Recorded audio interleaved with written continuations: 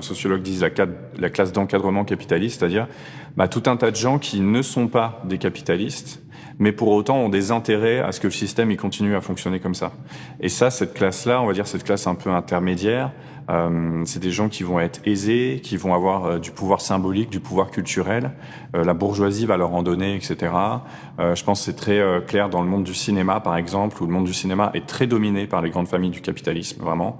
On l'a vu récemment avec l'affaire Epstein, on voit que c'était quelqu'un qui était à la fois un grand financier et en même temps qui avait une grande influence auprès de personnes du monde culturel.